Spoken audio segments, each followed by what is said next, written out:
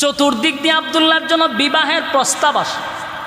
ছেলে হইল একটা, বিয়ার প্রস্তাব যায় 100টা। এর মধ্যে একটা মেয়ের নাম ছিল মরিয়ম, তার বাবা ছিল ওয়ারাকা বিন নাওফেল, তাওরাতের আলেম, ধনাঢ্য একজন মেয়ে, বাবার অটাল সম্পত্তি ছিল। এই মরিয়ম আব্দুল্লাহরে রাস্তার মধ্যে পাইলি দাঁড়ায়া বলতো, আব্দুল্লাহ রে, তোর ভাই হইল 10 জন, তোর বাবা 10টা ছেলে 11টা ছেলে জন্ম দিছে, সম্পত্তি কি আছে, ভাগ করলে কিছুই পাবি না, বরং তুই যদি আমারে বিবাহ করস, আমি আমার বাবার একমাত্র কন্যা, আমার যত সমস্ত সম্পদ আছে তোর নামে সব আমি দিয়া দিব, তোমার আব্বারে বলো আমার সঙ্গে যেন তোমার বিবাহ দেয়। প্রতিদিন রাস্তার মধ্যে মেয়েরা ডিস্টার্ব করে। আব্দুল্লাহর বাবার কাছে, আব্দুল মুত্তালিবের কাছে প্রতিদিন বিবাহের প্রস্তাব যায়। একটা সময় আব্দুল মুত্তালিব চিন্তা করলো, মেয়েদের ইফটিজিং আর সহ্য করার মতো না। রাত্রের বেলায় অন্ধকারে নিজের সন্তান আব্দুল্লাহরে লইয়া মক্কা ছেড়ে মদিনার দিকে চলে গেছে। মদিনায় গেছে, ছেলে লইয়া ফলাইয়া গেছে, কারণ মাইয়া ভানে যে ডিস্টার্ব শুরু করছে। মদিনায় আবার আব্দুল মুত্তালিবের একজন বন্ধু ছিল, দুজন একসাথে ব্যবসা করতো। তো ব্যবসার সুবাদে দেখছে যে ঘরের ভিতরে একটা যুবতী মাইয়া আছে। চিন্তা করছে, মাইয়াটা তো সুন্দর, আমার ছেলেও সুন্দর, বিয়া যদি করানে লেগে আমার বন্ধুর মাইয়ার সাথে বিয়া করাম, এটা আগেই টার্গেট রাখছে। ওই রাত্রের বেলা ছেলেরে লইয়া মদিনায় গেছে। দেখো দোস্ত, আমি তো আইসি মক্কার থেকে, রাত্রের বেলায় ফলাইয়া বলে কেরে, বলে ছেলে একটা, বিয়ায় 100টা, মাইয়া ফানের যন্ত্রণায় ফুলা লই আইছি, অনিয়ত করছি বিয়া না করাইয়া আমি আর মক্কায় যেতাম না। তো মাইয়া পছন্দ হয়েছিনি, বলে মাইয়া তো তোরটাই আমার পছন্দ আগের থেকেই। তো বন্ধু হইলে, দোস্ত তোর ছেলে অনেক সুন্দর, আমার মেয়েও সুন্দর, তেনে বিয়া করাইলে। বিবাহ করাইয়া দিছে। যেই মেয়ের সাথে বিবাহ হয়েছে ওনার নাম হলো আমেনা। সুবহানাল্লাহ, বিয়া হয়ে গেছে। বিয়া টিয়া করার পরে অনেক দিন পরে আব্দুল্লাহরে নিয়ে আবার ওনার বাবায় আসছে মক্কায়। ওই দিকে গোটা মক্কার যুবতী মাইয়ারা আব্দুল্লাহরে তালাশ করতে করতে পাগল হয়ে গেছে। আব্দুল্লাহ গেল কো? গোটা মক্কায় আব্দুল্লাহরে তালাশ করে, আব্দুল্লাহরে পায় না। কোথায় রে আব্দুল্লাহ, কোথায় আব্দুল্লাহ, কোথায়? পায় না। আজকে 7-10 দিন হয়ে গেছে। হঠাৎ করে আব্দুল্লাহ যখন মক্কায় আসলো, মেয়েরা খবর পাইছে আব্দুল্লাহ মক্কায় আসছে। এর মধ্যে মরিয়ম ওয়ারাকা বিন নাওফেলের মেয়ে, একমাত্র কন্যা, খবর পাইছে। হঠাৎ করে তাকায় দেখে আব্দুল্লাহ রাস্তা দিয়া হাঁটতেছিল। মরিয়ম পাগল পাগল পাগল হইয়া ঘর থেকে বাহির হইয়া রাস্তায় দাঁড়াইছে আব্দুল্লাহর সামনে। আব্দুল্লাহর সামনে দাঁড়ায় বলে, আব্দুল্লাহ, 10টা দিন ধরে পাগল পাগল হইয়া মক্কার অলিতে গলিতে তোমারে তালাশ করি, কিন্তু আমি তোমারে পাই না, বলো না তুমি এতদিন কোথায় ছিলা? হঠাৎ করে মরিয়ম আব্দুল্লাহর চেহারার দিকে তাকাইয়া মরিয়ম জোরে একটা চিৎকার দিয়া মাটিতে পড়ে গেছে, বেহুশ হয়ে গেছে। আব্দুল্লাহ চিন্তায় পড়ে গেল, মরিয়ম আমারে দেখে চিৎকার মেরে বেহুশ হয়ে গেলে ঘটনা কি? হুশ ফিরার পরে আবার চিৎকার শুরু করছে আর বলে, আব্দুল্লাহ, 10টা দিন মক্কার অলিতে গলিতে তোমারে তালাশ করলাম, আজকে তোমার চেহারার দিকে তাকাইয়া আমি বুঝতে পারছি, আব্দুল্লাহ রে, বল খানায় খাবার কসম দিছি আমার সঙ্গে লুকোচুরি করবি না, বল তুই কি বিবাহ করছস? বলে হ করছি। মেয়ের নাম কি? আমেনা। বলে হ আমেনা। মেয়ের বাড়ি কি মদিনায়? বলে মদিনায়। আব্দুল্লাহ, আমি আজকে অনেক দিন ধরে পাগল হয়ে গেছি তোরে বিবাহ করার জন্য। আব্দুল্লাহ রে, আমি তোরে মন থেকে ভালোবাসতাম। যেদিন তোর আব্বা তোরে জবাই করার জন্য খানায় কাবার সামনে দাঁড়াইছিল, 80 জন মেয়ে তোর বাড়ি লইয়া দাঁড়াইছিল প্রতিবাদ করার জন্য। এ আব্দুল্লাহ, এই 80 জন মেয়ের নেতৃত্ব আমি মরিয়ম দিছি। আমার নেতৃত্বে 80 জন মেয়ে দাঁড় করাইছি তোমারে যেন জবাই না করে, কারণ আমার মনে বড় ধারণা ছিল, আব্দুল্লাহর এই স্বপ্ন দেখছি, পৃথিবীর শ্রেষ্ঠ মা আমি হব। পৃথিবীর শ্রেষ্ঠ মা হব। এই আব্দুল্লাহ, তোমার জন্য কেন পাগল ছিলাম জানোনি? কেন পাগল ছিলাম জানোনি?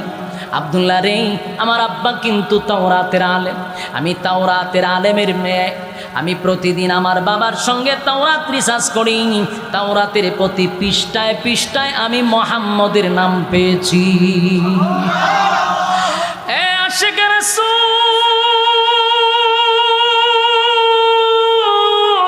প্রতিটা কথা দিলের কান লাগায় শুনবেন। আল্লাহর পয়গম্বর দুনিয়াতে এখন আসে নাই, অলৌকিক ঘটনা শুরু হয়ে গেছে আগেই। যুবক ভাইরা আমার, নবীর শান কারে কয়, নবীর শান কত প্রকার, যদি শেষ পর্যন্ত থাকেন তাহলে আজকে নবীর শান শুনা যাবেন ইনশাআল্লাহ। নবীর শান কারে কয়, কত প্রকার ও কি কি, দিলের কান লাগায় শোনার চেষ্টা করুন।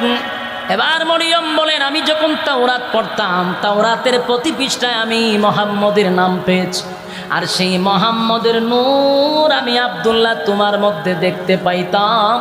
তাই আমার মনে চাইছিল তোমারে যদি বিবাহ করি আমি পৃথিবীর শ্রেষ্ঠ মা হব। আব্দুল্লাহ, আজকে তাকায় দেখি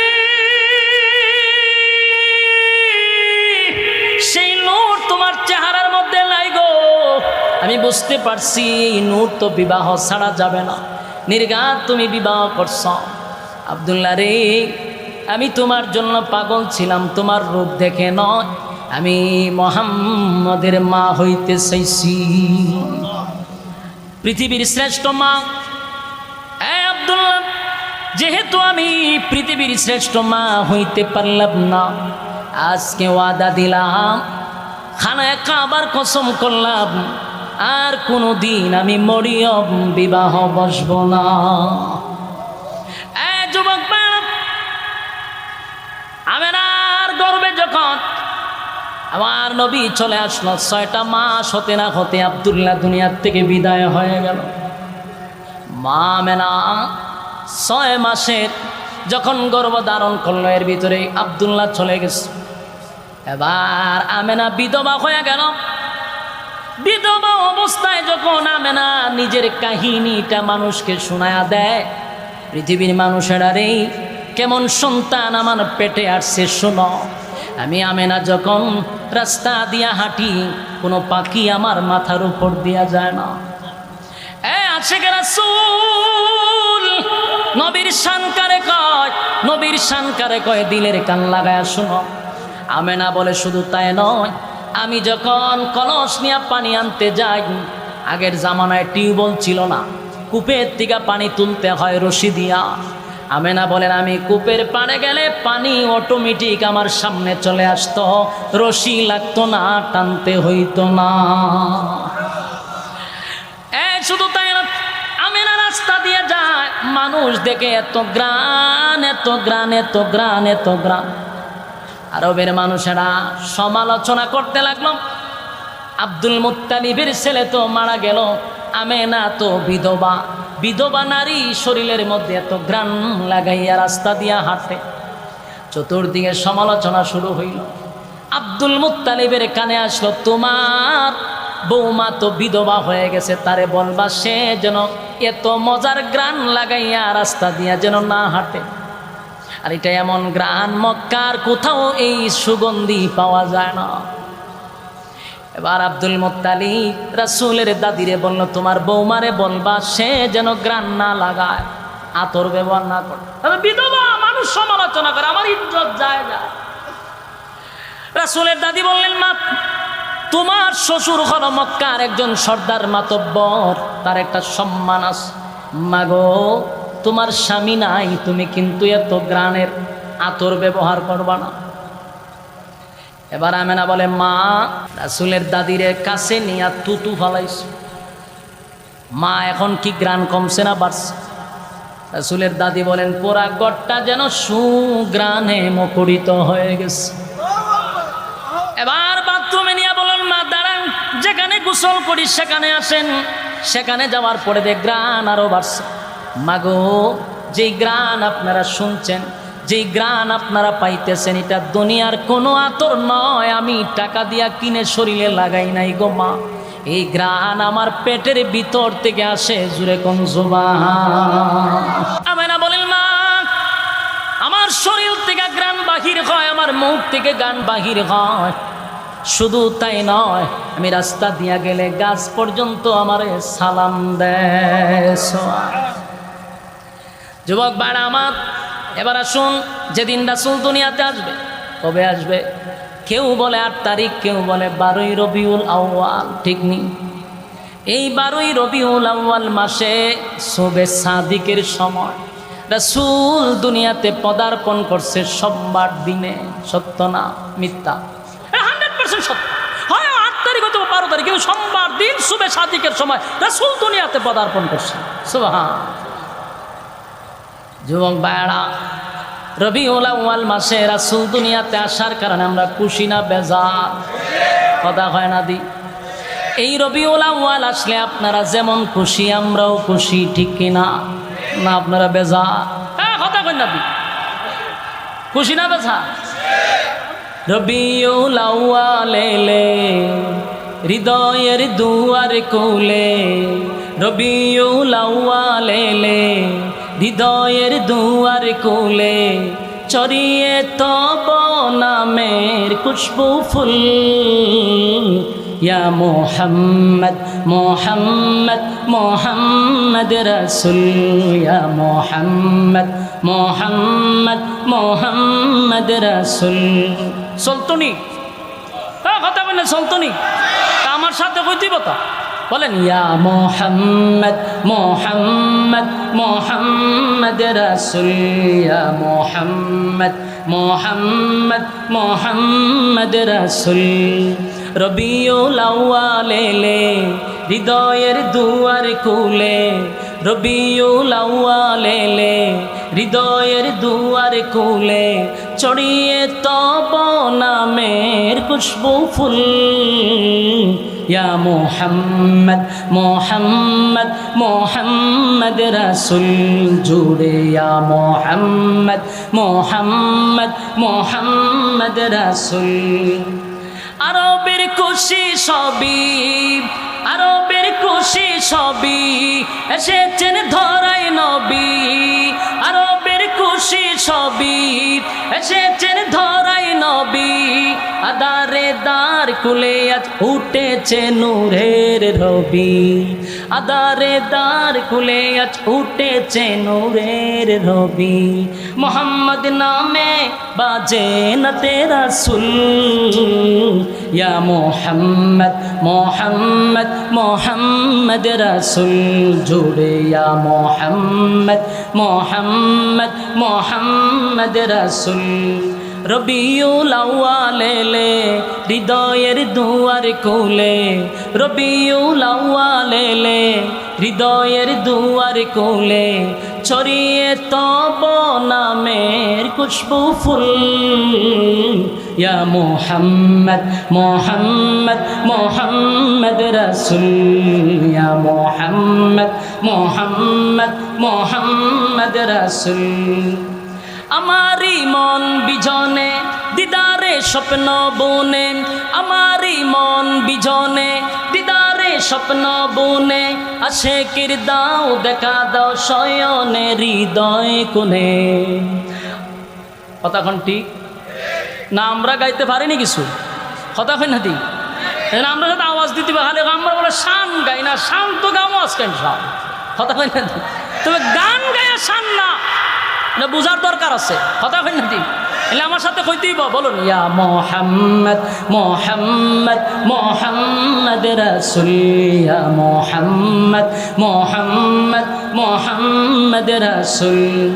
আমারি মন বিজনে দিদারে স্বপ্ন বুনে, আমারি মন বিজনে দিদারে স্বপ্ন বুনে, আশিকের দাও দেখা দাও শয়নে হৃদয় কোণে, আশিকের দাও দেখা দাও শয়নে হৃদয় কোণে।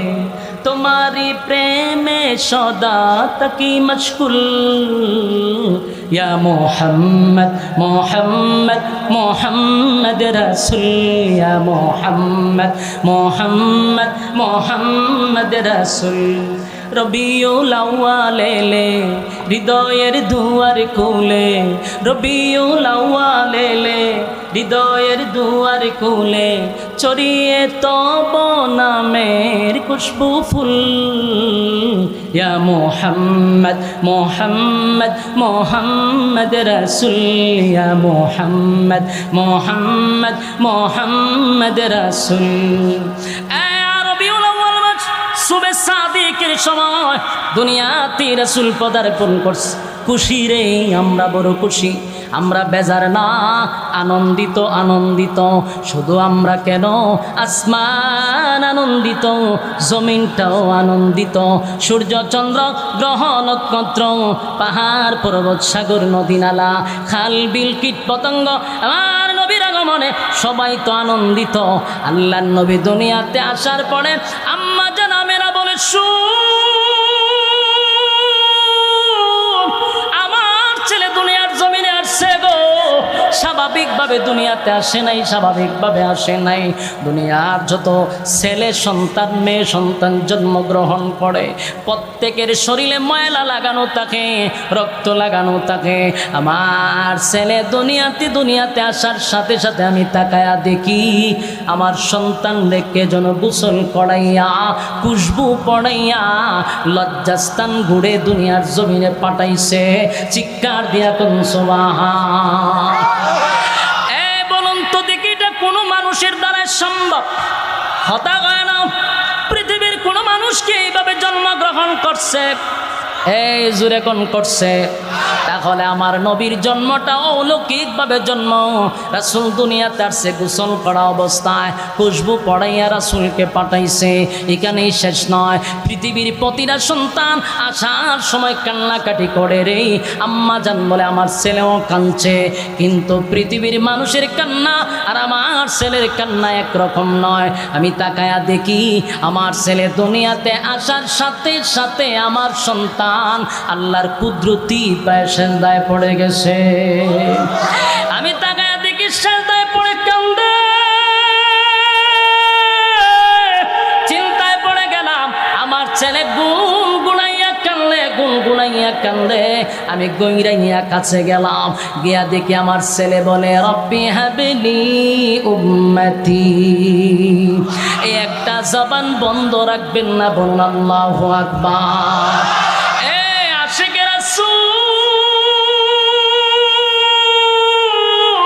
নবীর শান কারে কয় গো?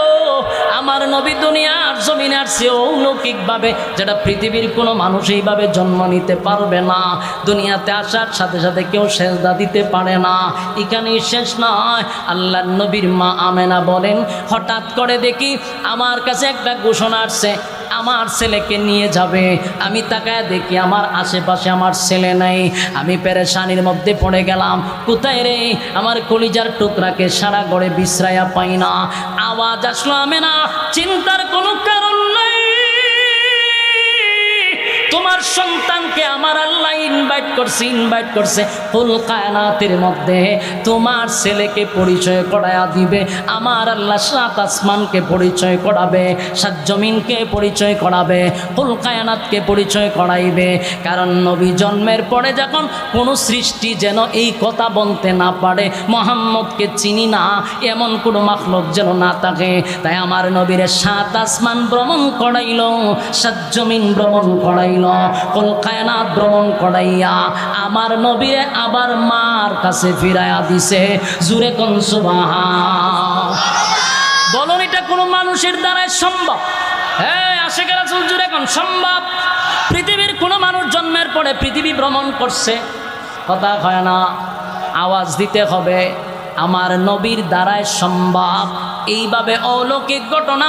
শুধু তাই নয়, আবু তালেব বলেন, আমি তাকায়া দেখি আমার বাতিজারে কুলে নিব, আমার বাতিজা শুধু চতুর্দিকে মাথা লাড়ায়। আশ্চর্য হয়ে গেলাম, আমি আমার বাতিজার চেহারার দিকে তাকায় আসি, বাতিজা আমার চেহারার দিকে তাকায় না, ডাইনে মাথা লড়ায় বামে লড়ায়। হঠাৎ করে তাকায়া দেখি সূর্য চন্দ্রটাও ডাইনে লড়ে বামে লড়ে।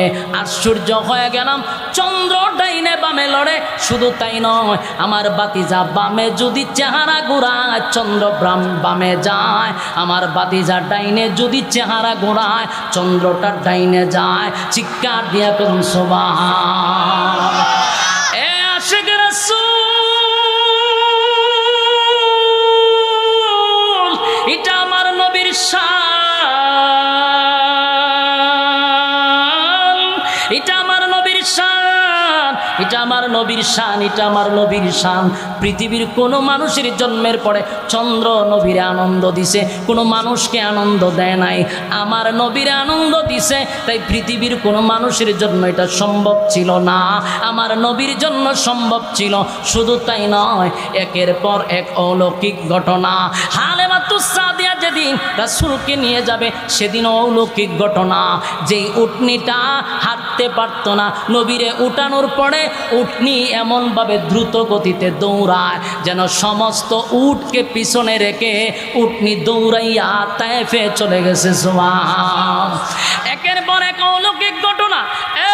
শুধু তাই নয়, আমার নবীর জন্মটা অলৌকিক, যা পৃথিবীর কোনো মানুষের দ্বারা এই অলৌকিক ঘটনা ঘটা সম্ভব না, সম্ভব না। যুবক ভাইরা আমার, নবী দুনিয়াতে আসছে খুশি, সবাই খুশি, সবাই খুশি, কেউ কিন্তু বেজান না। আল্লাহর নবীর জন্মটা অলৌকিক। এবার মক্কাতে যখন 40 বছর পূর্ণ হওয়ার পরে মক্কার একটা উঁচু জায়গায় দাঁড়াইয়া হাবিবে কিবরিয়া বলছিল, আজকের পর থেকে বলো লা ইলাহা ইল্লাল্লাহু মুহাম্মাদুর রাসূলুল্লাহ সাল্লাল্লাহু আলাইহি ওয়াসাল্লাম। এই আদাসিন মক্কার সব মানুষটা বলে, আব্দুল্লাহর পুত্র মোহাম্মদ বলে তোমারে ডাকলাম, আর আজকে তুমি মুহাম্মাদুর রাসূলুল্লাহ হয়ে গেলা, কেমনে তুমি রাসূল হইছ? এবার রাসূল প্রশ্ন করে, আমার 40 বছরের জীবন ইতিহাস থেকে দেখো, তোমরা যদি অ্যানালাইজ করো, পর্যবেক্ষণ করো, তাহলেই বুঝবা আমি নবী হওয়ার যোগ্য।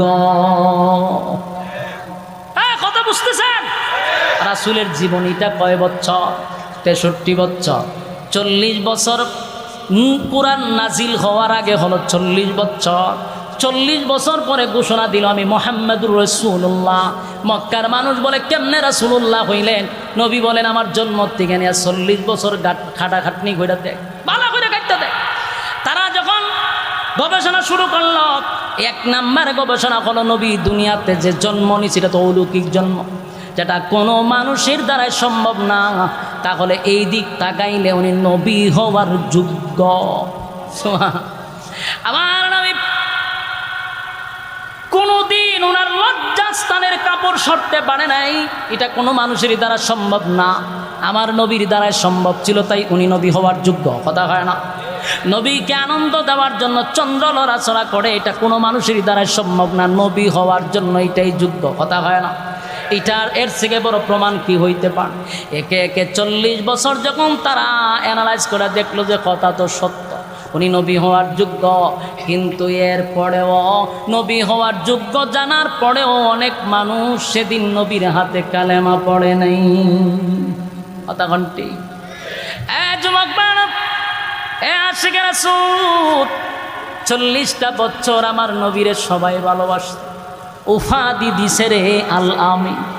কারণ 40 বছরে আদেশ নাই, নিষেধ নাই, সুদের বিরুদ্ধে বয়ান নাই, ঘুষের বিরুদ্ধে বয়ান নাই, পর্দা নাই, কোনো ওয়াজ নসিহত করে নাই, কেউ শত্রুও নাই। যেই মাত্র 40 বছর পূর্ণ হলো, আল্লাহর নবী বলেন লা ইলাহা ইল্লাল্লাহ, নেই কোনো মাবুদ আল্লাহ ছাড়া। আজকের পর থেকে গাছের পূজা, মাছের পূজা, জনার পূজা, ল্যাংটার পূজা, এই সমস্ত ভণ্ডামি আজকের পর থেকে সব বাদ। এবার গোলামি চলবে কার? যেই মাত্র রাসূল বললেন আজকের থেকে আগুনের পূজা, সূর্যের পূজা, চন্দ্রের পূজা, পাথরের পূজা, ল্যাংটার পূজা, জড়ার পূজা, আয়োজনের পূজা, খাইতনের পূজা সব বাদ, গোলামি চলবে কার? সেদিন থেকেই তারা নবীর বিরুদ্ধে দাঁড়ায়া গেছে। কথা এখন বুঝতেছেন? স্বার্থে যখন আঘাত করছে তখন দাঁড়ায়া গেছে রাসূলের বিরুদ্ধে। 40 বছর রাসূলের ছিল জীবন ইতিহাস।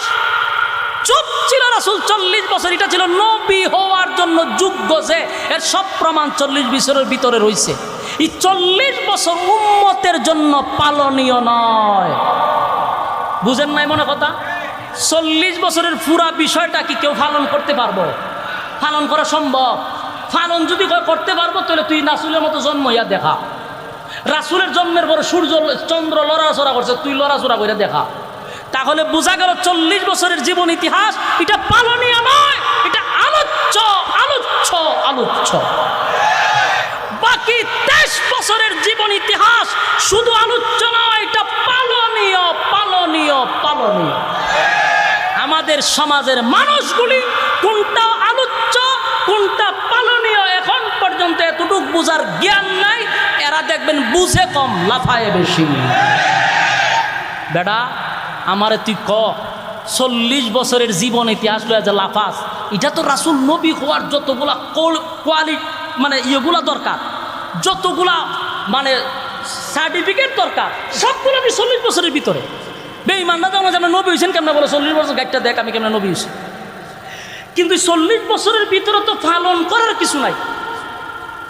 যখন 40 বছরের পরে কোরআন আসছে, নামাজ এটা কি আলোচ্য না পালনীয়? ফর্দা আলোচ্য না পালনীয়? তাহলে পালনীয় কোনটা আলোচ্য কোনটা এটা বুঝতে পারছেন? পালন করতে হবে, নামাজ পড়তে হবে, রোজা রাখতে হবে, হজ করতে হবে, যাকাত দিতে হবে, পর্দা মানতে হবে, সুদ ছাড়তে হবে, ঘুষ ছাড়তে হবে। এই জন্য এটা মানতে রাজি না যেখানে নামাজ নাই, রোজা নাই, হজ নাই, যাকাত নাই, পর্দা নাই, সুদ ঘুষ সয়লাভ, সেটা মানতে রাজি। রাসূলের মিলাদ নিয়ে আলোচনা করলে কি হয়? নফল ইবাদত বন্দেগীর সব হয়। আমরা কোনো সময় মিলাদুন্নবী অস্বীকার করি না। মিলাদুন্নবী যারা মানে না এরাও মুসলমান হতে পারে না, কারণ রাসূলের মিলাদ আপনাকে মানতে হবে। কিন্তু এটা আলোচ্য, এটা কি?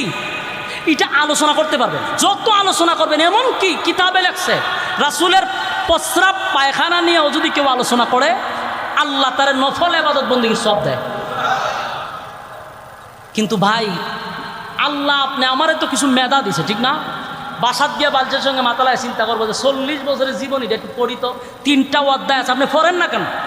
আপনার বাপ দাদার ইচ্ছা পড়েন, যেগুলার কোনো এভিডেন্স নাই, কোনো অথেন্টিক কোনো ধরনের কোনো ডকুমেন্টস নাই, এটি হারা জীবন পড়তেছেন আর ওয়াজ করতেছেন। আপনি রাসূলের 3টা অধ্যায় নিয়ে পড়েন না কেন? 40 বছরের জীবন ইতিহাসে কোন বিষয়টা উম্মতের জন্য পালন করতে হবে একটা দেখাইয়া দেন। আমার 14 গোষ্ঠী আপনার সাথে আছে, কথা কইনা দি। হ্যাঁ, আপনি কোনোদিন মরার আগ পর্যন্ত সময় দিয়েছি আপনার, কিন্তু আপনি এটা বোঝার চেষ্টা করেন 40 বছরের জীবন ইতিহাসটা আলোচনার বিষয়। যেমন আলোচনা কি? রাসূল জন্ম কিভাবে গ্রহণ করছে আমরা আলোচনা করতে পারবো। রাসূলের 40 বছরে কি কি ঘটছে আমরা আলোচনা করতে পারবো, কিন্তু পালন করুন কেমনে রে ভাই? এসব কোরআনে নাজিল হইছে না। 40 বছর পরে 23 বছরের জীবনীটাকে বলা হয় সিরাতুন নবী সাল্লাল্লাহু আলাইহি সাল্লাম। এটা আপনাকে শুধু আলোচনা করলে চলবে না, আপনাকে পালন করতে হবে।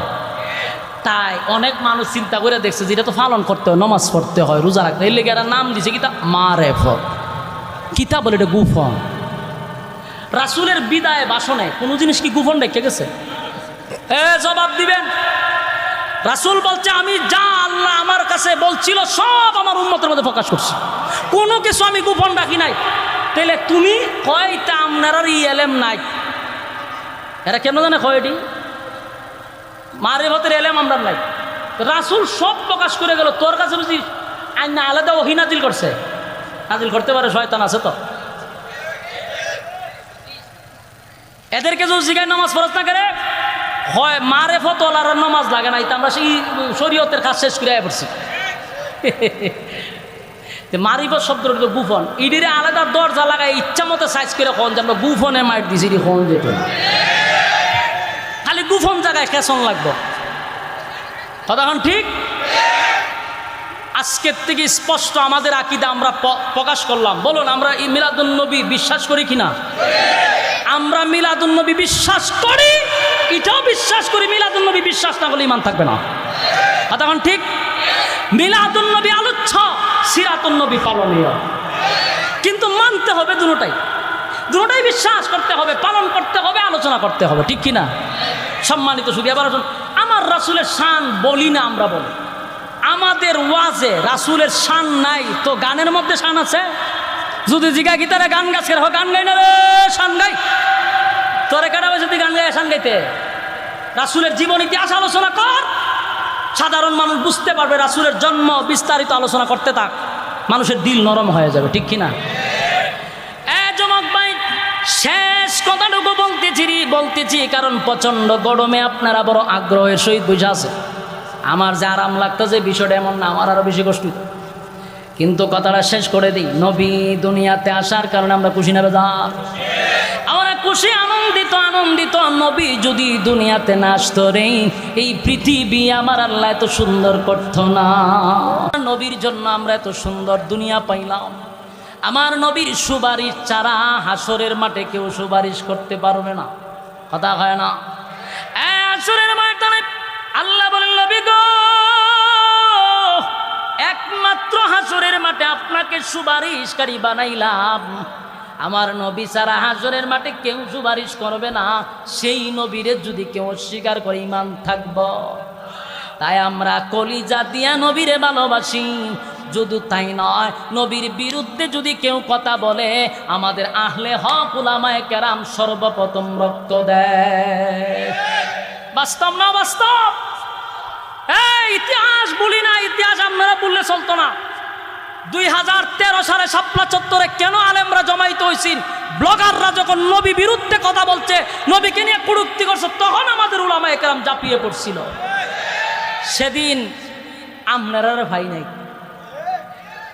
বুলাতে যখন নবীর বিরুদ্ধে কুড়ুক্তি হয়েছে, আমাদের উলামায়ে কেরাম লামার পরে 7 জন শহীদ হয়েছিল। নবীর মহব্বতে তারা জীবন দিছে।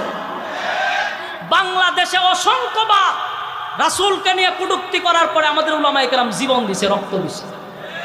মহব্বত আমরা করি, রক্ত আমরা দিই। কথা বুঝতেছেন?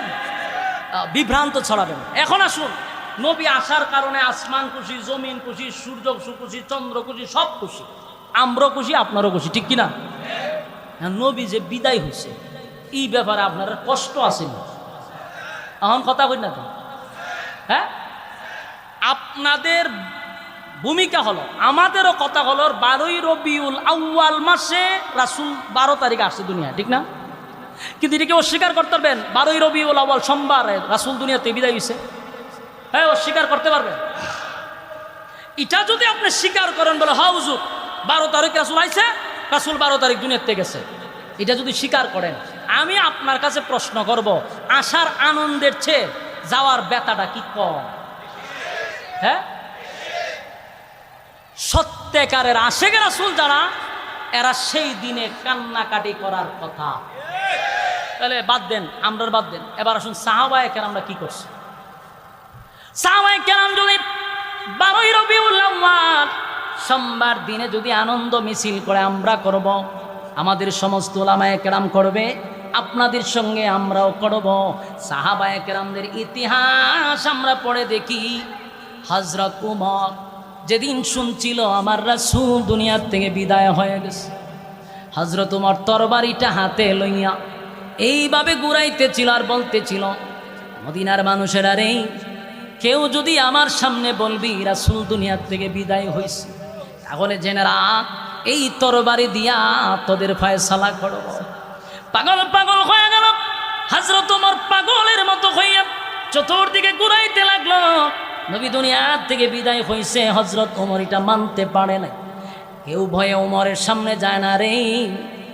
আল্লাহর নবীর একজন সাহাবী হযরত আবু বকর হযরত ওমরের কাছে কানে কানে গিয়া বলেন, ইন্নাকা মাইতুন ওয়া ইন্নাহুম মাইতুন। হে উমর, আল্লাহ তো বলছে আমার নবীও মরণশীল, মরতে হবে, দুনিয়া ত্যাগ করতে হবে, এটা নবীও। এবং আল্লাহ বলেন দুনিয়ার সমস্ত মাখলুক দুনিয়া থেকে বিদায় হতে হবে, মৃত্যুর স্বাদ সকলেরই গ্রহণ করতে হবে। কথা কোন ঠিক? তবে আমাদের ইয়াকিন হলো, আহলে সুন্নাত ওয়াল জামাতের আকীদা হলো আমার নবী কবরে এখনো জিন্দা আছে। আমরা আমাদের নবীকে হায়াতুন নবী বলে স্বীকার করি, ঠিক কিনা বলেন? নবী হায়াতুন নবী, রওজা শরীফে নবী জিন্দা, সালাম দিলে নবী নিজ কানে শুনে। সুবহানাল্লাহ, এটা আমাদের আকীদা। কিন্তু দুনিয়া ছাড়তে হবে, কথাখন ঠিক? হযরত ওমর তরবারিটা হাতে লইয়া বলতেছেন, না আমার নবী বিদায় হয়েছে, এমন কথা বলা যাবে না। কিন্তু হযরত আবু বকর যখন কানে কানে আয়াতটা পড়ে শোনায়া দিল, হযরত ওমর তরবারিটা ফেলে মাটিতে লুটায়া পড়ে কান্দে আর বলে, হায় রে আমার নবী কি চলে গেছে।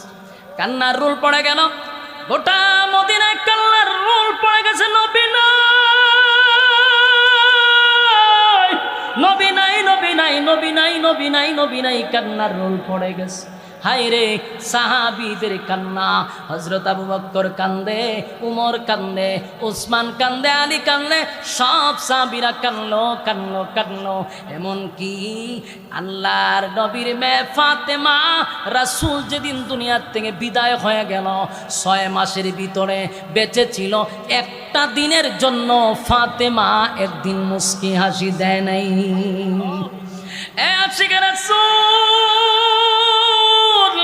নবী দুনিয়ার থেকে বিদায় হওয়ার পরে আবু বকর কাঁদতে কাঁদতে কলিজা পুড়ে গেছে, মুখ দিয়া দুর্গন্ধ আসতো, কলিজা পুড়ে গেছে। খালি চিৎকার দিয়া বলতো, হায় রে আমার নবী নাই, নবী নাই, নবী নাই। আবু বকর কাঁদতে কাঁদতে কলিজা পুড়ে গেছে, চোখ দিয়া দাগ পড়ে গেছে, চোখ দিয়া পানি আসে না, রক্ত চলে আসে, এমন কান্নাটা কানলো। সাহাবীদের ইতিহাস দেখে কোথাও পাইলাম না একটা দিনে তারা মিছিল মিটিং করত, দিন শেষে তারা জিলাপি আর বিরিয়ানি খাই আনন্দ মিছিল করত। কোনো ইতিহাসে পাই নাই, পাইছি শুধু কান্নার রুল পড়ে গেছে, কান্নার রুল পড়ে গেছে। হ্যাঁ, দুনিয়ার থেকে যখন রাসূল বিদায় হয়ে গেল, রাসূলকে যখন রওজা শরীফে শোয়া দিল, এর কিছুদিন পরে নবীর একজন আশেক বেলাল, হাবশি বেলাল, হাবশি বেলাল কালো ছিল, চেহারাটা সুন্দর ছিল না, এমন কুচ্ছিত বেলাল। এত নিম্ন শ্রেণীর একজন লোক ছিল, তার বাবাও ছিল গোলাম, সেও গোলাম। মানুষের কাছে তার মূল্যায়ন না থাকলেও আমার মালিকের কাছে বেলালের সম্মান অনেক বেশি। বেলাল বলে, এক মদিনার মানুষেরা শুন, আমি মদিনায় যখন আজান দিছি, আমার নবীর পিছনে আমি একামত দিয়া নামাজ পড়ছি, আমি মুয়াজ্জিন, আমার নবী ইমাম রে। আজকে আমার নবী দুনিয়ার থেকে চলে গেছে, আমি যদি আজান দেই আর আমার নবীর চেহারাটা না দেখি, আমি বেলালের কলিজা পেটে জাগাতি শেষ হয়ে যাব। তাই আমার আর মদিনায় থাকতে ইচ্ছা নাই। মদিনার অলিতে গলিতে আমি যে দিকে তাকাই, আমি দেখি আমার নবী এই রাস্তা দিয়ে হাঁটছে গো, আমার নবী এই জায়গায় বসে আমাদেরকে বয়ান করছে, আমার নবী অমুক রাস্তা দিয়ে হাঁটছে। আমি এইগুলো আমার চোখের সামনে আমি আর বরদাস্ত করতে পারি না। নবীর বিরহ বেতায় বেলাল আর মদিনায় থাকতে পারলো না। মদিনায় থাকলো না কেন? কারণ বেলাল চিন্তা করলো, আমি এখানে থাকলে নবীর স্মৃতি আমার সামনে ভেসে আসবে। তাই বেলাল একদিন গাট্টি গুট্টা সব লইয়া মদিনা ছেড়ে সুদূর দামেশকে চলে গেছে। এটা নবীর প্রতি মহব্বত আর মায়ায় বেলাল মদিনায় থাকতে পারল না, দামেশকে চলে গেছে। এ যুবক ভাইরা, রাসূলের ইতিহাস, সাহাবায়ে কেরামদের জীবনী পড়ে দেখছি, গোটা মদিনায় কাল্লার রোল পড়ে যাইত। মদিনায় বেলাল থাকলো না, চলে গেল। কিন্তু বেলালও বেশি দিন থাকতে পারল না, 6 মাস হয়ে গেল। বেলাল স্বপ্নে দেখে আমার নবী বেলালের কাছে আইসা বলে, বেলাল রে, ও বেলাল, 6টা মাস হয়ে গেল মদিনায় তুই আজান দিস না। বেলাল রে, একবারও কি মন চায় না আমার রওজার সামনে দাঁড়াইয়া তুই আমার সালাম দিবি? বেলাল, সব সাহাবীর সালাম পাই, আমার বেলালের সালাম আমি পাই না। বেলাল রে, কেমনে রে বেলাল তুই আমারে ভুল লাগে? এ বেলাল, আমি নবীর কথা কি তোর মনে পড়ে না? যেই মাত্রই স্বপ্ন বেলাল দেখছে, ঘুম থেকে জাগ্রত হইয়া বেলাল হাউ মাউ করে কান্না শুরু কইরা দিছে। আর একটা সেকেন্ড দেরি করে নাই বেলাল, একটা সেকেন্ড দেরি করলো না। আবার গাট্টি গুট্টা লইয়া মদিনার দিকে বেলাল রওনা দিছে রে। নবী আয়েশা বলতে সালাম দেওয়ার জন্য, তাই দামেস্কের থেকে মদিনার দিকে রওনা দিল। যেই মাত্র মদিনার দ্বার প্রান্তে ঢুকে গেছে, কয়েকজন সাহাবী বেলালকে দেখা দৌড়াইয়া মদিনার অলিতে গলিতে খবর ছড়াইয়া দিছে, তোমরা কারা গো? দেখো না বেলাল কিন্তু মদিনায় চলে আসছে, নিশ্চয়ই আমার নবীও চলে আসছে। পাগল হয়ে গেছে, মদিনার মানুষটা পাগল হয়ে গেছে। এবার বেলাল মদিনায় এসে দৌড়াইয়া নবীর রওজার সামনে গিয়া আসসালাতু ওয়াসসালামু আলাইকা ইয়া রাসূলুল্লাহ, আসসালাতু ওয়াসসালামু আলাইকা ইয়া হাবিবাল্লাহ, নবীরে সালাম দেয়। বেলাল গইরাইয়া কান্নার বলে, নবী গো, আমি বেলাল আপনি নবীরে বলি নাই গো নবী, আমি কি আপনারে বইলা থাকতে পারি? নবীজি, আপনি দুনিয়ায় থাকতে বলছিলেন আমার পায়ের আওয়াজ আপনি জান্নাতের মধ্যে পাইছেন, আমার আপনি মহব্বত করতেন। নবীজি, আমি আপনারে বলি নাই, আমি আপনার বিরহ ব্যথা যে সহ্য করতে পারি না গো নবী, আপনার মায়া আমি সহ্য করতে পারি না। যেদিকে তাকাই গো নবী, শুধু আপনার স্মৃতি আমার চোখে ভাসে, তাই তো আমি দেশ ছেড়ে ভিন্ন দেশে চলে গেছি। আবার নবীরে সালাম দেয়, সালাম দিয়া বেলাল চুকির পানি ছেড়ে দিয়া আবার দামেস্কের দিকে রওনা দেয়। মদিনার মানুষ বলে, বেলাল রে থামাও, ওই দেখ বেলাল আবার দামেস্কে চলে যায় গো। দৌড়াইয়া সবাই হাসাইন আর হুসাইনের কাছে গিয়া বলে, ও হাসাইন আর হুসাইন, আমরা কত বলছি বেলাল রে একটু দাঁড়ানোর জন্য, কিন্তু আমরা বেলালকে থামাইতে পারি নাই। তুমি হাসাইন আর হুসাইন নবীর নাতি হইয়া যদি বেলাল রে বলো, তাহলে বেলাল দাঁড়াবে। সবার আবদার শুনিয়া হাসাইন আর হুসাইন দৌড়াইয়া বেলালের কাছে গিয়া দাঁড়াইছে। বেলাল রে বলে, বেলাল, মদিনার মধ্যে 6টা মাস হয়ে গেল, আপনি বেলালের আজান কিন্তু আমরা শুনতে পাই না। বেলাল, একটু আজান দেন, আমরা শুনি।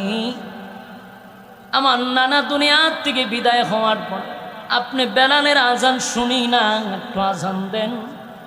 হযরত বেলাল তাকায়া দেখে যেইভাবে দুই ভাই দুইটা হাতে বেলালে ধরছে, হযরত বেলাল চিন্তা করল, এই দুই সাহাবী সাধারণ কোন সাহাবী নয়, নবীজির কলিজার টুকরা সাহাবী, নবীজির কলিজার টুকরা নাতি। এই দুই নাতি যদি আমার নবীরে কোনো আবদার করছে রে, আমার নবী কোনোদিন হাসাইন আর হুসাইনের আবদার ফেরত দেয় নাই। তাই বেলাল চোখের পানি ছেড়ে দিয়া বলে, হাসাইন আর হুসাইন, তোমরা আমার আবদার করছো, আমি তোমাদের আবদার রাখবো, কিন্তু আমার মনে কষ্ট, আমি যদি আমার নবীরে মুহাম্মদুর রাসূলুল্লাহ বললে না পাই। বেলাল যখন আজান দিতে লাগলো, আশহাদু আন্না মুহাম্মাদুর রাসূলুল্লাহ বলল, এই পর্যন্ত আসার পরে হযরত বেলাল বেহুশ হইয়া জমিনে পড়ে গেছে। আর আল্লাহ বেলালের গলার মধ্যে এত পাওয়ার দিছিল, এত পাওয়ার, এত পাওয়ার, এত পাওয়ার, এত পাওয়ার, খালি গলায় বেলাল যখন আজান দিত প্রায় 40 কিলোমিটার পর্যন্ত আওয়াজ আল্লাহ পৌঁছায়া দিত। মদিনার অলিতে গলিতে বেলালের আজান পৌঁছে গেছে গো। মদিনার নারী, শিশু, বাচ্চারা বেলালের আজান শুইনা পাগল পাগল হয়ে গেছে। 6 মাস পরে বেলালের আজান শুনছে। মদিনার অলিতে গলিতে ঘোষণা শুরু হয়ে গেছে, মা সন্তানকে নিয়ে ঘর থেকে বাহির হয়ে গেছে। ছোট ছোট বাচ্চারা, মহিলারা, বৃদ্ধরা ঘর থেকে পাগল পাগল হইয়া বাহির হইছে। ওই তাকায়া দেখো বেলালের আজান শোনা যায়। তার মানে বেলাল আসছে, আমার নবীও আসছে রে, নির্ঘাত আমার নবী চলে আসছে। দৌড়াইয়া খানা কাবার দিকে যায় গো, নবী আসছে, নবী আসছে, নবী আসছে, নবী আসছে, পাগল হইয়া যা গিয়া দেখে বেলাল বেহুশ হইয়া জমিনে পড়ে আছে। বেলাল আশহাদু আন্না মুহাম্মাদুর রাসূলুল্লাহ বলতেই আমার নবীর দিকে তাকাইতো। আজকে তাকায়া দেখে নবী নাই। বেলাল বরদাস্ত করতে পারল না, কলিজা পেটে যায়, বেলাল বেহুশ হইয়া পড়ে গেছে। এ যুবক বাবা, সাহাবীদের ইতিহাস পড়ে পাইছি, নবী দুনিয়ার থেকে বিদায় হওয়ার পরে সাহাবীরা কানলো, হযরত আবু বকর কানলো। যতদিন আবু বকর বেঁচে ছিল নবীর ব্যথায় ব্যথিত হইয়া কলিজাটা যেন পুড়ে গেছে। হযরত উমর কানলো, আবু বকর কানলো, আলী কানলো, ওসমান কানলো, বেলাল কানলো। আর 1400 বছর পরে নবীর ওফাতুন নবীর দিনে কেমনে রে আনন্দ মিছিল করি, ফিকাবের মধ্যে বক্স লাগাইয়া ডিজের মতো নাচানাচি করি, এটাকে আমি আশেকে রাসূল বলতে পারি না।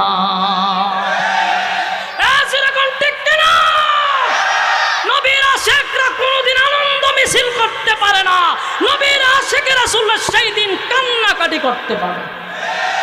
এবার আসুন, নবী তার মিলাদুন নবী, আমাদের নবীর জন্ম রাসূল কেমনে পালন করতেন। রাসূলের জন্মের দিন সোমবার রাসূল রোজা রাখতেন, সাহাবায়ে কেরাম রোজা রাখতেন।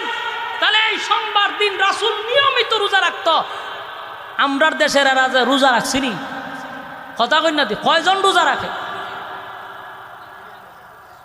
কারণ মিছিলের পরে তো খাওয়ান আছে। আমি আপনাদের আনন্দ মিছিলটাকে এখনো বলতেছি, এত বিরোধিতা না, কিন্তু আপনারা রোজা রাখা নবীর তরিকা অনুযায়ী জন্মদিবস পালন করেন। আবার আমি অনেক ভিডিও ফুটেজ দেখছি কেকও কাটে। কেক কাটা ইসলামের কোথাও আছে? এটা আশেকে রাসূলের পরিচয় নয়। সম্মানিত সুধী, আর এখন শুরু হয়েছে কি, ইদানিং দেখছি মাজার নিয়ে শুরু হয়েছে বাঙ্গাবাঙ্গি। আমরা এটাও বলি মাজার বাঙ্গার পক্ষে আমরা না। কথা কি বুঝতেছেন? একদম ক্লিয়ার। বাংলাদেশে কোনো মাজার বাঙ্গা হোক, এটা আমরা চাই না। আমরা চাই মাজারের মধ্যে যারা ইয়াবার ব্যবসা করে, মাজারের মধ্যে যারা গাঞ্জার ব্যবসা করে, মাজারে যারা সিদ্ধির ব্যবসা করে, মাজারে যারা নারী পুরুষ একত্রিত হয়ে বেপরদায় নাচানাচি করে, এমন দুষ্ট লোককে পিঠের চামড়া তুলে ফেলবেন বাইরে। বন্দামি দূর করতে হবে, ঠিক কিনা বলো? আমরা আল্লাহর ওলিদের বিরুদ্ধে নয়, আমরা ওলিদেরকে সম্মান করি, এই জন্য কোনো মাজারে আমরা সিদ্ধি ধরাই না।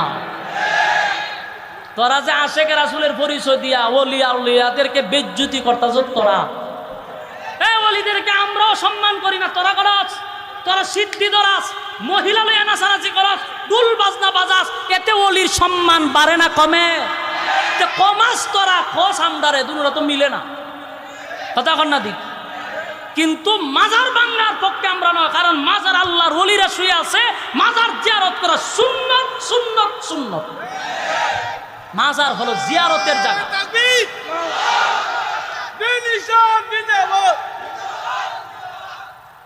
বলুন মাজার কিসের জায়গা? জিয়ারতের জায়গা। বলুন মাজার কিসের জায়গা? মাজার জিয়ারতের জায়গা। আমি নিজেও মাহফিল টাফিলে গেলে শাহজালাল মাজারের সাইডে বাড়ে গেলে আমি জিয়ারত করি, শাহপারানে গেলে জিয়ারত করি। ভাই আমরা তো জিয়ারত করা সুন্নত আমরা জানি, কিন্তু আমরা যে বিরোধিতা করি মাজারের ওলির বিরুদ্ধে নয়, মাজারে যে বন্ডামি হয় বন্ডামির বিরুদ্ধে। আর এই কথা মরার আগ পর্যন্ত বললে যাবো, এটা বন্ধ হইতো না। আপনি বন্ডামি করবেন আর আমরা করবেন মাজার বিরোধী। সুরা মাজার বিরোধী না, মাজারের বন্ডামির বিরুদ্ধে। ওলির দরবারটারে তোরা নাফাক বানাইতেছস, অসম্মানিত তোরা করতেছস। আমি ঢাকা মিরপুর 1 নম্বরে 3 বছর ছিলাম, আমার বাসা ছিল শেরালি বাজার। কি কয় শালি মাজার, এর পাশে আমার বাসা ছিল। আমি যা দেখছি তা আপনারা অনেকে দেখেন নাই। ওখানে গিয়া দেখি এইভাবে টানা শুরু করছে, জট মট লাগাইয়া বেড়া বেড়ি জটা জডি টাইনা ছুটানি যায় না। তো জিগাইলে আমি তা খরচ করে কইতা না করলে বাবের জগতে যেমন যায় না। বলুন তো দেখি, আমরা মাজারের পরিবেশ নষ্ট করছি না এরা করছে? এরা রে নবীর দুশ্মন কয় না, ওলির দুশ্মন কয় না, কয় আমরা রে। বুঝা গেল সন্দেহ আছে। আমার কথা কি কোনো বেজাল আছে? বাস্তব কইছি না অবাস্তব কইছি? আমরা কি সত্যিকারের ওলির বিরুদ্ধে, না মাজারের ভিতরে যারা ওলির মাজারকে, যারা কবরকে নাফাক করতেছে তাদের বিরুদ্ধে? তাদের বিরুদ্ধে। স্পষ্ট না অস্পষ্ট? স্পষ্ট কথা।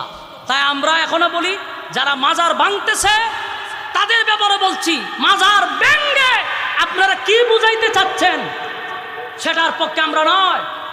যদি সত্যিকারে ওলি থাকে সেটা হেফাজত করা আমাদের দায়িত্ব, বন্ডামি দূর করা আমাদের দায়িত্ব।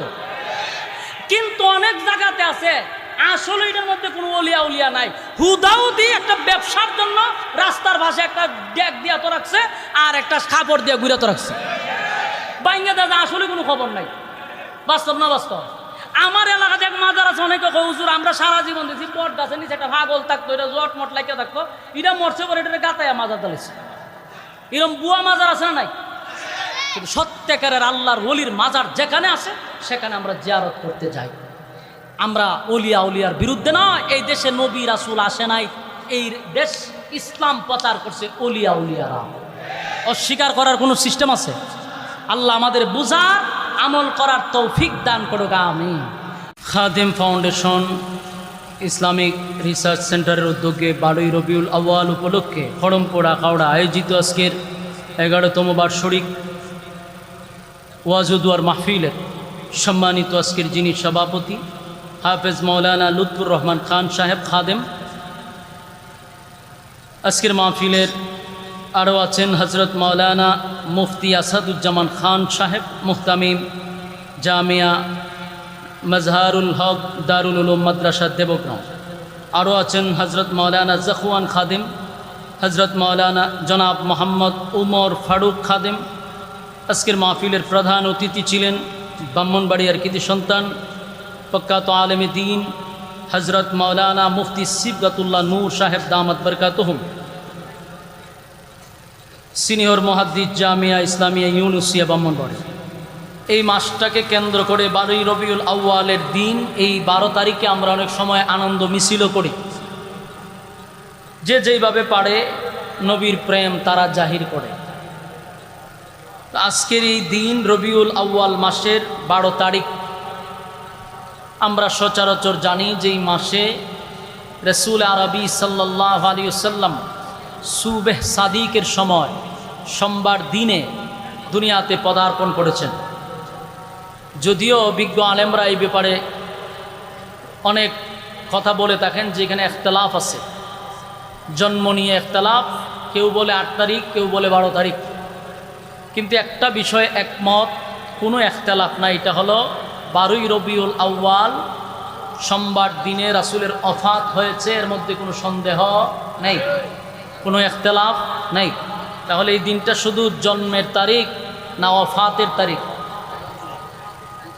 আপনারা আমার আওয়াজ আপনাদের কান পর্যন্ত যায়নি?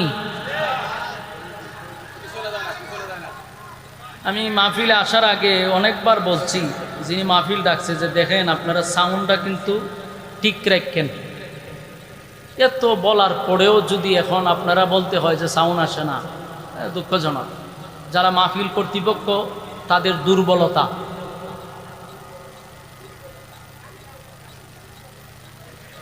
না আমরা আসলে আওয়াজ কমে যায়, কি করতাম? অন্য সময় তো সাউন্ড ঠিক থাকে। মাইকম্যান 10 মিনিট সময় দিম আরো, এরপরে কিন্তু ঘূর্ণিঝড় শুরু হইব তোমার উপরে। সময় দিতাছি তোমার, সাউন্ড ঠিক করো। মাইকম্যানের দোষ নেই তো, কর্তৃপক্ষ এগুলা ব্যাপারে খুব সচেতন থাকা দরকার। ওয়াজ হইব মাইক দিয়া। এখন যদি প্যান্ডেলও শুরু, ওই চেয়ারে যারা বসে রয়েছে এরাই আওয়াজ শুনে না, তাহলে কি আয়োজন করছে বলে? কি মাইক ম্যান আনছে আমার বলেন, আর কি সেটিং করছে যে ফ্যান্ডেলি আওয়াজ যায় না? তো অত্যন্ত দুঃখজনক। আচ্ছা, ওনাকে আরো 10 মিনিট সময় আমরা দিচ্ছি, এর ভিতরে মোটামুটি আওয়াজ যায় তো? আচ্ছা, এরপরে উনি কাজ চালাইতেছে। একটা বিষয় আগে আমার সাথে হ্যাঁ না বলবেন। বলুন, এই রবিউল আউয়ালের 12 তারিখ কি রাসূলের আগমন শুধু না ওফাত? বিশ্বাস করেননি? ওফাতুন নবী নিয়ে কোনো ইখতিলাফ নাই। তাহলে শুধু আসার কথাটাই কেন বারবার বলি? রাসূল যে এই তারিখে বিদায় হয়েছে এই কথাটা তো একবারও শুনি না। তার একটা কারণ আমি বের করছি, যে আসাটা হলো আনন্দ, যাওয়াটা হলো ব্যতীত। যাওয়াটা ব্যতীত। কেউ যদি যাওয়ার আলোচনা করে যে এই তারিখ রাসূল দুনিয়ার থেকে বিদায় হয়েছে, তাহলে কি আর আনন্দ করা যাবে? এই জন্য যাওয়াটারে গোপন রাখা হয়, আর আশাটারে এটারে হাইলাস করা হয়। হাইলাস করে মানুষের কাছে পৌঁছানো। দুটোটা বলবেন যে রাসূলের আগমন এবং ওফাতুন নবী দুটোটা একসাথে। রাসূল দুনিয়াতে আসছে, আমরা খুশি না বেজা? অনেক কয় আমরা বলে বেজা। বেজান নয়, আসমান খুশি, জমিন খুশি, সূর্য চন্দ্র গ্রহ নক্ষত্র পাহাড় পর্বত সাগর নদী নালা খাল বিল কীট পতঙ্গ সৃষ্টি জগতের সবাই খুশি রাসূল দুনিয়াতে আসার কারণে। কেন মিথ্যা অপবাদ দেওয়া হয়? রাসূল আসার কারণে সবাই খুশি, সৃষ্টি জগতের সমস্ত মাখলুকাত আসার আনন্দে আনন্দিত। দিন বলছে আল্লাহর কাছে, আল্লাহ আপনি আমার মধ্যে রাসূলকে দেন। রাত বলছে আল্লাহ আপনি আমার মধ্যে দেন। রাত আর দিনকে খুশি করার জন্য আল্লাহ সুবে সাদিকের সময় রাসূলকে পাঠাইছে।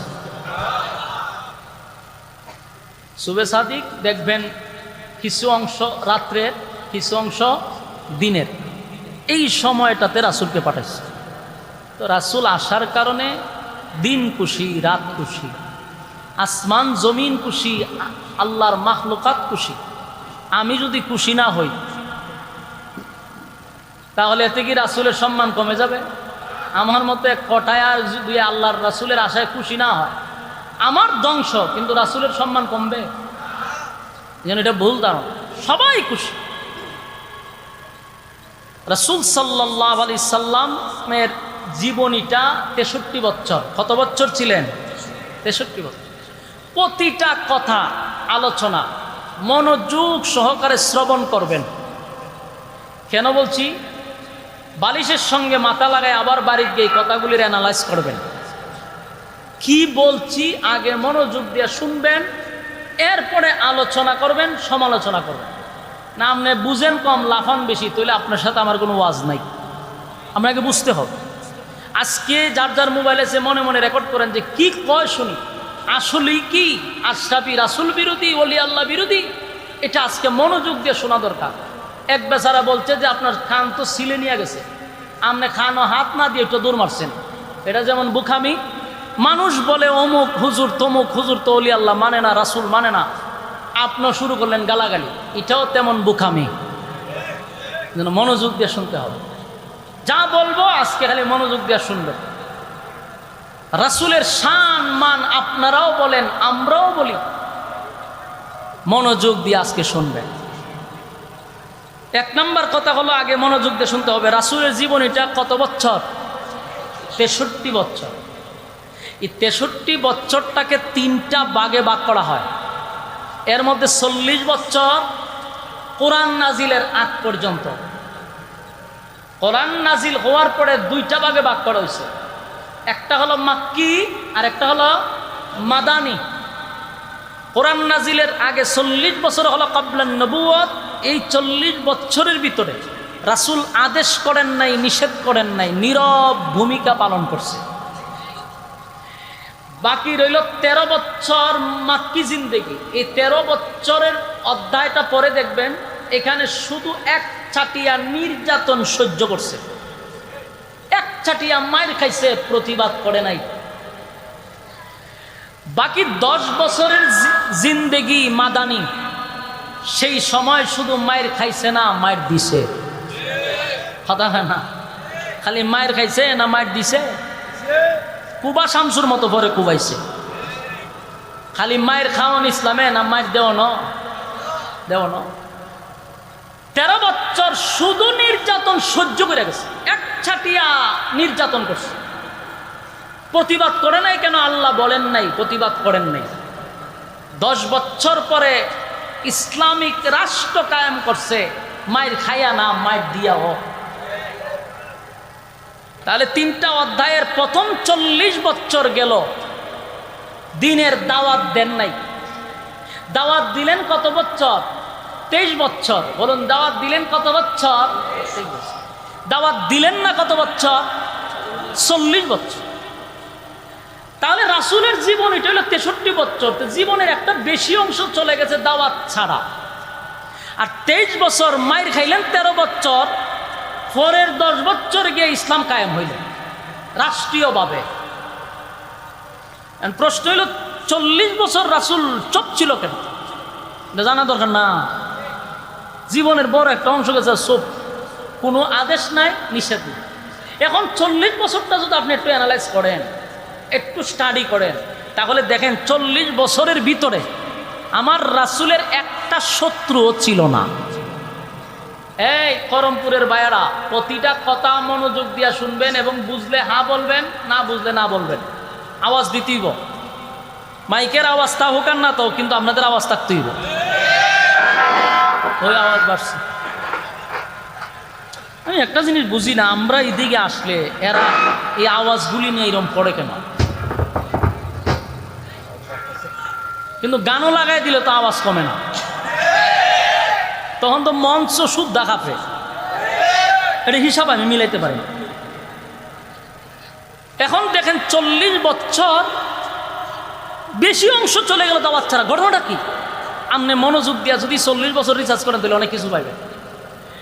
40 বছর পরে রাসূল যখন মানুষের সামনে দাঁড়ায় বলল যে আজকের পর থেকে আমারে তোমরা মোহাম্মদ বলবা না, আমারে বলবা মুহাম্মাদুর রাসূলুল্লাহ সাল্লাল্লাহু আলাইহি ওয়াসাল্লাম।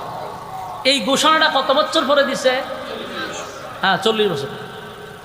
কিন্তু রাসূল যে নবী হবে এটা কিন্তু আদম নবী হওয়ার আগের থেকে আল্লাহ সিদ্ধান্ত নিয়ে রাখছে। এটা আহলে সুন্নাত ওয়াল জামাতের আকীদা, ইয়াদ রাখবেন। কিন্তু আমি আজকে আমাদের আকীদাটা আপনাদের সামনে একবারে ক্লিয়ার করতে চাই। যারা আমাদেরকে নিয়ে বিভিন্ন সমালোচনা করেন, মনোযোগ দিয়ে শুনবেন। আমাদের রাসূল যে নবী হবে এটা কি 40 বছর পরে এই সিদ্ধান্ত? না আদম নবী দুনিয়াতে পাঠাইবার আগে সিদ্ধান্ত?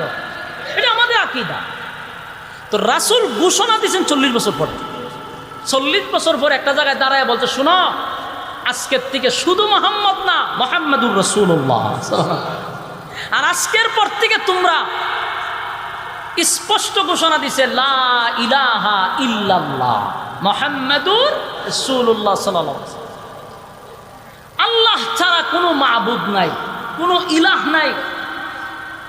আর আমি মুহাম্মদ নয়, আমি আজকের থেকে হলাম মুহাম্মাদুর রাসূলুল্লাহ সাল্লাল্লাহু আলাইহি ওয়াসাল্লাম। আমি আল্লাহর বান্দা এবং রাসূল। কত বছর পরে ঘোষণা দিছে? 40 বছর। এখন 40 বছর পরে যে রাসূল বলছে আমি রাসূল, আমি নবী, এখন স্বাভাবিক এলাকার মানুষ যারা জরু হয়েছে এরা বলতে পারে যে আপনি নবী যে হঠাৎ করে বইলা ফেলাইলেন, কেমনে নবীটা হয়েছেন আপনি? বলতে পারেনি। এ কথা কই না দি বুঝলেন? আমি যদি এখানে দাঁড়াইয়া কই বলে কয়ও করমপুরের আজকের থেকে আমি এমপি হয়েছি, তা আপনারাও বলে আরে বলে কোন অ্যাঙ্গেলে হয়েছে, কেমনে হয়েছে না ইটা আগে কন, এরপরে আপনি এমপিটা পরে আগে কই না আপনি কেমনে হয়েছে? প্রশ্ন করবেন না আপনারা? এটা আওয়াজ দিয়ে। ঠিক রাসূল যখন বলছে আজকের থেকে আমি রাসূলুল্লাহ, মক্কার সবাই কারিয়া হতে কেমনে, কোন অ্যাঙ্গেলে? সারা জীবন ডাকলাম মোহাম্মদ আব্দুল্লাহর পুত্র, এখন তুমি রাসূলুল্লাহ হয়ে গেলা, কেমনে হইছ? ঠিক রাসূল সাল্লাল্লাহু আলাইহি সাল্লাম বলেন আমি নবী কিভাবে হইছি এটা যদি তোমারে আমারে জিজ্ঞাসা করো তাহলে আমি নবী বলবো 40 বছর রিসার্চ করো। বুঝা ঠিক কই? রাসূল যে নবী হওয়ার যোগ্য এটা 40 বছর রিসার্চ করলেই তোমরা পেয়ে যাইবা। তাহলে 40 বছর তো নীরব ছিল, তাহলে 40 বছর রিসার্চ করে কি পাইব? বলে এই নীরবের ভিতরে আমি যে নবী হব এটা ওই 40 বছর রিসার্চ করলে পাওয়া যায়। যে আমি যে নবী হওয়ার যোগ্য এটা 40 বছর স্টাডি করলেই তোমরা পাইয়া যাইবা যে আমি নবী হওয়ার যোগ্য। এখন আসুন 40 বছর নীরব থেকে নবী হওয়ার যোগ্য কেমনে হইল এটা আমরা একটু আলোচনা করি। আমরা শুনতে রাজি নেই? আমাদের রাসূল সাল্লাল্লাহু আলাইহি সাল্লাম 40 বছর নীরব থাকার ভিতরেও নবী হওয়ার যে যোগ্য অর্জন করছে এটা 40 বছর রিসার্চ করলে পাওয়া যায়। ভাই আল্লাহর হস্তে মাইকটা ঠিক করেন তাড়াতাড়ি, মাটি খাটটা যে আমি এত কষ্ট হইতেছে। তো 40 বছর রিসার্চ করলে কিভাবে পাওয়া যায়? নবী হইতে যতগুলা কোয়ালিটি দরকার, যতগুলা গুণের দরকার, সব 40 বছর আপনি তালাশ করলে সব পাইবেন। দেখেন আমার রাসূল দুনিয়াতে আসার বহু আগ থেকে রাসূলের প্রচার প্রসার কিন্তু চলতেছিল। কথা বুঝুন না আপনারা? রাসূল আসার বহু আগ থেকে প্রচার প্রসার চলতেছে। শুধু প্রচার প্রসার না, অলৌকিক বহু ঘটনা রাসূল দুনিয়াতে আসার আগ থেকে শুরু হয়ে গেছে। এখন 40 বছর রিসার্চ করলে নবী হওয়ার যে যোগ্য এটা কেমনে বাই করবো আমরা? আসুন আমরা একটু আরো আগে যাই, তাহলে বুঝতে সুবিধা হবে। মনের যত ভুল ধারণা আছে এগুলো যেন আজকের আলোচনায় ভেঙে যায় ইনশাআল্লাহ। রাসূলকে যখন বলল আমি রাসূলুল্লাহ, তখন মক্কার মানুষরা কি বলছে যে আপনি রাসূল কিভাবে হইছেন? রাসূল বলে আমি রাসূল কিভাবে হইছি, কেমনে হইছি? 40 বছর আমার জীবন ইতিহাস তালাশ করো। আমরা যে মিলাদুন্নবী বলি, মিলাদ শব্দের অর্থ হলো জন্ম। মিলাদুন্নবী মানে আমাদের নবীর জন্ম। 40 বছরের জীবনী ইতিহাসকেই বলা হয় মিলাদুন্নবী, মানে রাসূলের জন্ম নিয়ে আলোচনা। এখন এই 40 বছর তো নীরব ছিল, নীরব তাহার ভিতরেই নবুয়ত কিভাবে পাইল এটার প্রশ্নের উত্তর 40 বছরের ভিতরে আছে। মানে এই কথাগুলো আপনার শোনা দরকার আছে নি? কি সুন্দর একটা সাউন্ড আসিল, মোটামুটি কি করলো ওই গান আওয়াজ জানিও। আচ্ছা ঠিক করেন। এখন শুনেন তো 40 বছর কি করলেন একটু মনোযোগ দিয়ে শুনেন। এর আগের থেকে যদি আমরা শুনি, রাসূলের বাবা ছিল আব্দুল্লাহ, রাসূলের দাদা ছিল আব্দুল মুত্তালিব, আর বাবা ছিল আব্দুল্লাহ। তো রাসূলের দাদা ছিল ওই খানায় কাবার মুতাওয়াল্লি। তো তখনকার মানুষ কোনো কিছু সমস্যা করলে দাদার কাছে যাইতো, ওই আব্দুল মুত্তালিবের কাছে। বৃষ্টি না হইলেও গিয়া হইতো যে আপনি কন্যা একটু বৃষ্টির লেগিয়া। তে আল্লাহ এই রাসূলের দাদা খানায় কাবার উসিলায় দোয়া চাইতো, আল্লাহ বৃষ্টি দিত। তো আব্দুল মুত্তালিব একদিন চতুর্দিক দিয়ে মানুষ আয়া ওনারে গেরাও ফিরে রাখছে, বলতেছে আপনি তো খানায় কাবার মুতাওয়াল্লি, অথচ জমজমরা এতদিন ধরে বন্ধ হয়েছে, আপনি এই ব্যাপারে কোনো পদক্ষেপ নিলেন না। আপনি মুতাওয়াল্লি হয়েছেন, জমজম বন্ধ কেন? তো উনি চিন্তা করে গেল যে আমি মুতাওয়াল্লি অথচ জমজমরা বন্ধ, কিভাবে জমজম চালু করা যায়? তো উনি একদিন দোয়া করছে, আল্লাহ আপনি যদি জমজমটা চালু করে দেন তাহলে আমার সন্তান আছে 11 জন, একজনরে আল্লাহর রাস্তায় জবাই করে দিন। এই মান্নত যখন করছে তখন একদিন জমজম চালু হয়ে গেছে, জমজম চালু হয়েছে। আমাদের সমাজের একটা অভ্যাস দেখবেন, আমরা স্বার্থ ফুরায় গেলে পরে আর কিন্তু ইয়াদ থাকে না। জমজম তো চালু হয়েছে কিন্তু সন্তান আর আল্লাহ রাস্তায় জবাই করে না। তো ওনারা স্বপ্নে দেখানো হচ্ছে যে তুমি তো ওয়াদা দিছিলা তোমার একটা ছেলেকে কুরবানি দিবা, এখন যে দেও না 11 ছেলের উপরে কিন্তু বিপদ আসবে। তো স্বপ্নে দেখে ঘুমতে উঠে দৌড়াইয়া গেছে তাওরাতের এক আলেমের কাছে, ওনার নাম ছিল ওয়ারাকা বিন নাউফেল। গিয়া কয়ও স্বপ্নে তো এই দেখছি, আমি তো মান্নত করছিলাম। তো এখন তাওরাতের আলেম হইতে মান্নত করছো জবাই করো না কেন? ওইটা কেমনে করি? ও তোমার সন্তানের মধ্যে যে কোনো একজনকে জবাই করো।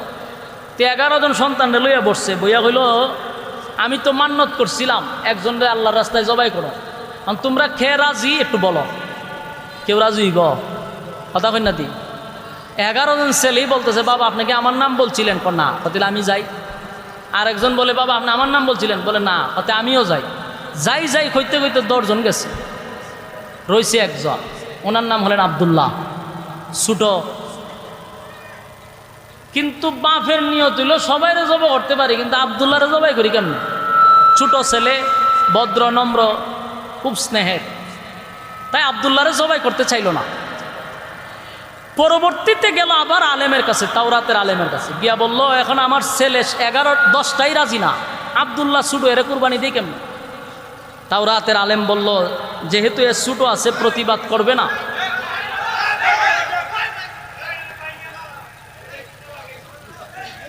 এটা কি কোনো কোনো ষড়যন্ত্র কিনা, ষড়যন্ত্র হইতে পারে কিনা সন্দেহ লাগতেছে তো।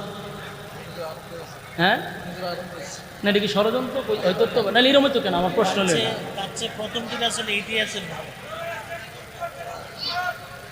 আমার সময় কেন এরকম করবো?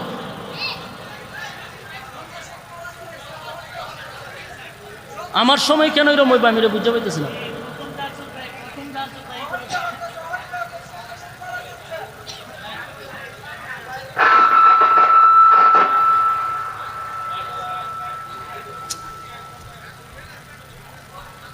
ভাই এরকম করেন না প্লিজ, সাউন্ডটা ঠিক করেন, সাউন্ডটা ঠিক করেন, সাউন্ডটা ঠিক করেন। রেসু এ কথা আরও তারে কিছু সময় আমরা দিতেছি। বসেন, বসে যান। আব্দুল্লাহকে জবাই করতে বাবা চাচ্ছিল না। এক পর্যায়ে তাওরাতের আলেম বলল, যেহেতু তোমার বাকি সন্তান রাজি হচ্ছে না, এ যেহেতু প্রতিবাদও করতে পারতো না, এরে জবাই করে দাও। সিদ্ধান্ত নিল আব্দুল্লাহ রাসূলের আব্বারে জবাই করবে। খানায় কাবার সামনে দাঁড় করাইছে, তরবারি হাতে নিয়ে আব্দুল্লাহরে জবাই করবে। এমন সময় দেখে প্রায় 80টা তরবারি লইয়া মহিলারা দাঁড়াই গেছে। কতজন মহিলা? 80 জন মহিলা, যুবতী, রূপসী, কুমারী মেয়েরা 80টা তরবারি লেখা রয়েছে। হারিয়া আব্দুল মুত্তালিবের গলার ধারে গিয়া কয়, যদি আব্দুল্লাহরে জবাই করো মক্কাতে আগুন লাগাই দিব। তোমার বাকি 10টারে জবাই করো, কোনো বাধা নাই, কিন্তু আব্দুল্লাহরে জবাই করতে দিব না।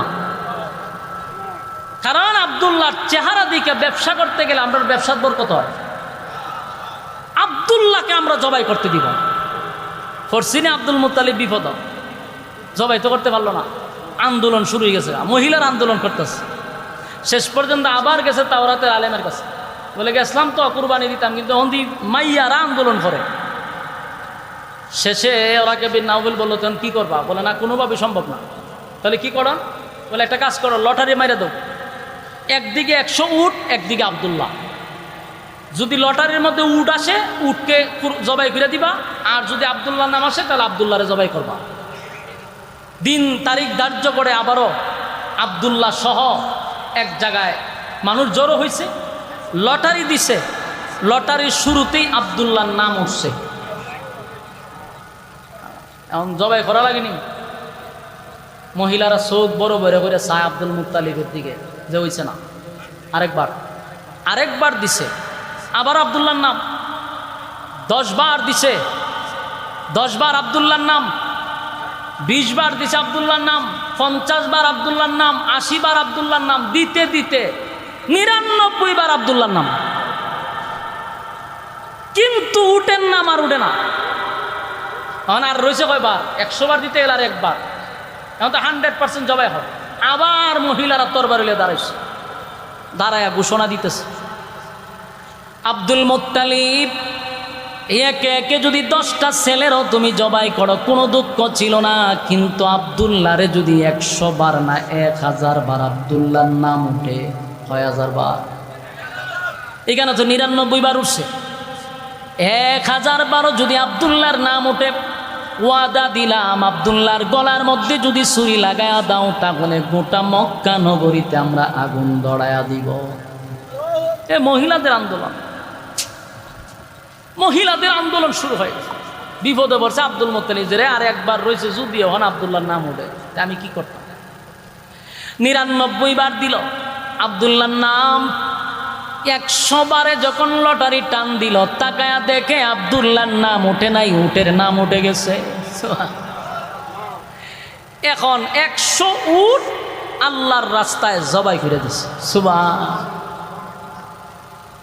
যুবক ভাইরা আমার, কথাগুলি বলার উদ্দেশ্য হল, রাসূল দুনিয়াতে আসার আগেই তো অলৌকিক ঘটনাগুলি ঘটছে।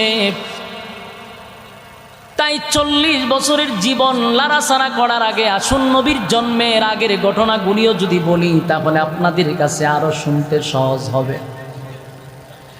আব্দুল্লাহ রাসূলের আব্বা আস্তে আস্তে বড় হইতে লাগলো। গোটা মক্কা নগরীর মধ্যে সবচেয়ে লাজুক প্রকৃতির ছিল, মানে খুব লজ্জা পাইত। গোটা মক্কা নগরীর যত মেয়েরা ছিল, যুবতী মেয়েরা আব্দুল্লাহর জন্য পাগল ছিল। এখনকার ছেলেরা মেয়েরা টিজিং করে, ঠিক না? একটা মাইয়া স্কুল থেকে বাড়িতে গেলে এই রাস্তার পাশে দেখবেন কতগুলা আগার ট্যাং বগার ট্যাং, কতটা দেখবেন চুল এমনি রয়েছে, ইগানদা চুল নাই, খানের মধ্যে দুল, এই হিরুঞ্চির মতো ভিসে দিয়ে মাইয়াগুলারা ডিস্টার্ব করে। কথা এখন ঠিক? আপনি আমার মেয়ে সন্তান স্কুলে গেলে আমরা নিরাপদ না, কারণ ফুলা মানে ডিস্টার্ব করে। তখন